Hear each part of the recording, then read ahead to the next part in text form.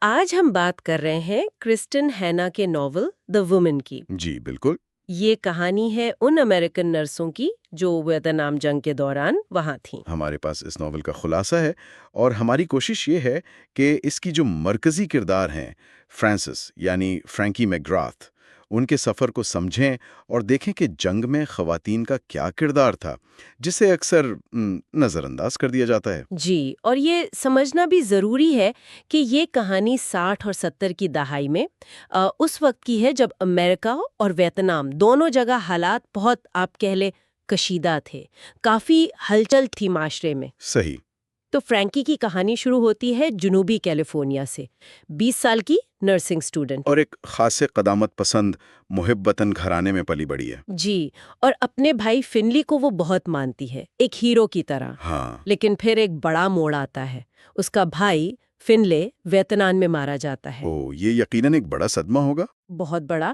تو اسی ذاتی صدمے اور جوش حب الوطنی میں وہ ایک ایسا فیصلہ کرتی ہے جو اس کے گھر والوں اور شاید معاشرے کے لیے بھی کافی چونکا دینے والا تھا۔ کیا فیصلہ؟ وہ آرمی نرس کور جوائن کر لیتی ہے، اپنے والدین کی مرضی کے خلاف، معاشرتی توقعات کے بالکل الٹ۔ اچھا، تو یہیں سے وہ اس وقت کی جو خواتین کے لیے بنی بنائی سوچ تھی اس سے ٹکرا رہی ہے، مطلب ایک طرح سے بغاوت کر رہی ہے اپنی محفوظ دنیا سے۔ بالکل۔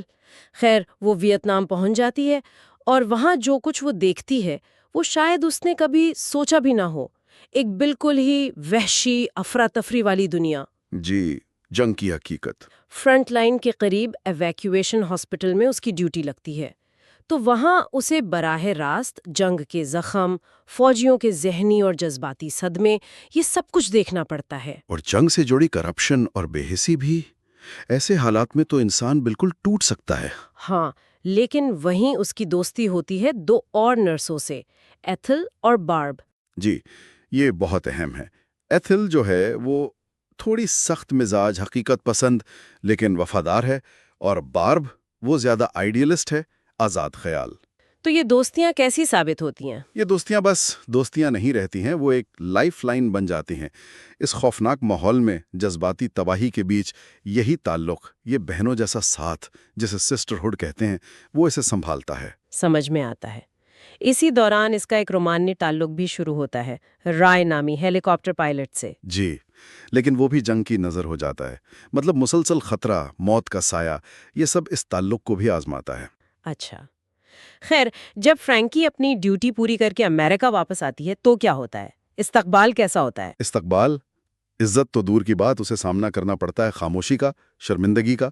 لوگ ویتنام سے واپس آنے والوں کو اچھی نظر سے نہیں دیکھ رہے تھے۔ اوہ، اور سب سے بڑی چوٹ پہنچانے والی بات یہ تھی کہ جنگ میں خواتین کی شمولیت کو تو سرے سے تسلیم ہی نہیں کیا جا رہا تھا۔ یہ کیسے ممکن ہے؟ مطلب وہ وہاں تھیں، خدمات انجام دے رہی تھیں۔ جی، لیکن معاشرہ ماننے کو تیار نہیں تھا۔ سب سے تکلیف دہ مثال تو شاید اس کے اپنے والدین تھے، جنہوں نے کہا ویتنام میں کوئی عورتیں نہیں تھیں۔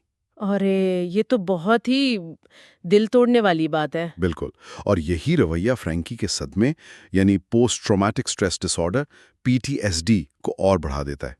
جب آپ کے تجربے کو ہی نہ مانا جائے تو زخم کیسے بھرے گا؟ صحیح کہا۔ تو وہ پھر نشے وغیرہ کی طرف چلی جاتی ہے؟ ہاں، وہ نشے کی لت میں پڑ جاتی ہے، شناخت کے بحران کا شکار ہوتی ہے، جذباتی طور پر بالکل بکھر جاتی ہے۔ تو کیا وہ اسی حال میں رہتی ہے؟ کہانی یہیں ختم ہو جاتی ہے؟ نہیں نہیں، ایسا نہیں ہے۔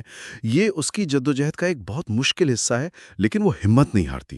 آہستہ آہستہ اپنی دوستوں ایتھل اور بارب کی مدد سے اور اپنی اندرونی طاقت سے وہ خود کو سنبھالنا شروع کرتی ہے۔ اچھا، تو وہ ٹھیک ہو جاتی ہے؟ وہ صرف ٹھیک نہیں ہوتی، وہ بدل جاتی ہے۔ وہ ایک نئی فرینکی بن کر ابھرتی ہے۔ وہ خواتین سابق فوجیوں کی آواز بنتی ہے۔ یعنی وہ وکالت شروع کر دیتی ہے؟ جی، وہ دوسری نرسوں کو ہمت دلاتی ہے کہ وہ بھی اپنی کہانیاں سنائیں، اپنے تجربات بیان کریں۔ وہ اس خاموشی کو توڑتی ہے جو معاشرے نے ان پر مسلط کی تھی۔ وہ اپنی سچائی کو، اپنی شناخت کو دوبارہ حاصل کرتی ہے۔ واہ! تو اگر ہم اس پوری کہانی کے مرکزی خیالات دیکھیں تو کیا نکلتا ہے؟ ایک تو جنگ کی تاریخ سے خواتین کا کردار مٹا دیا جانا۔ یہ بالکل۔ دوسرا، خواتین کی دوستی اور یکجہتی کی طاقت، خاص طور پر مشکل حالات میں، اور وہ حب الوطنی کے جو تصورات ہوتے ہیں اور جنگ کی جو اصل حقیقت ہوتی ہے اس کے درمیان جو فرق ہے وہ بھی۔ ہاں، اور یقیناً جنگ کے بعد ذہنی صحت کے مسائل اور صدمے سے نکلنے کا جو سفر ہے وہ بھی ایک اہم تھیم ہے۔ تو یہ ناول ان تمام بڑے موضوعات کو فرینکی کی ذاتی کہانی میں پرو کر پیش کرتا ہے۔ بالکل، اور یہی اس کی خوبصورتی ہے۔ یہ ہمیں یاد دلاتا ہے کہ تاریخ صرف بڑے واقعات یا مردوں کے کارناموں کا نام نہیں، بلکہ انگنت انفرادی کہانیوں، خاص طور پر ان لوگوں کی کہانیوں سے بنتی ہے جنہیں اکثر بھلا دیا جاتا ہے۔ تو دی وومن ویتنام میں خدمات انجام دینے والی ان بہادر خواتین کو جنہیں بھلا دیا گیا تھا ایک خراج تحسین ہے۔ یقیناً، اور یہ ہمیں سوچنے پر بھی مجبور کرتا ہے۔ جب ہم تاریخ پڑھتے یا سنتے ہیں تو کیا ہم یہ غور کرتے ہیں کہ کس کی آواز شامل ہے اور کس کی نہیں؟ ہم جنگ کی تاریخ تو اکثر مرد لکھتے ہیں یا ان کے نقطہ نظر سے لکھی جاتی ہے، لیکن اس کے علاوہ اور کون سے گروہ ہیں جن کی کہانیاں مرکزی دھارے کی تاریخ میں اکثر جگہ نہیں پاتی یا نظر انداز کر دی جاتی ہیں؟ یہ ایک اہم سوال ہے سوچنے کے لیے۔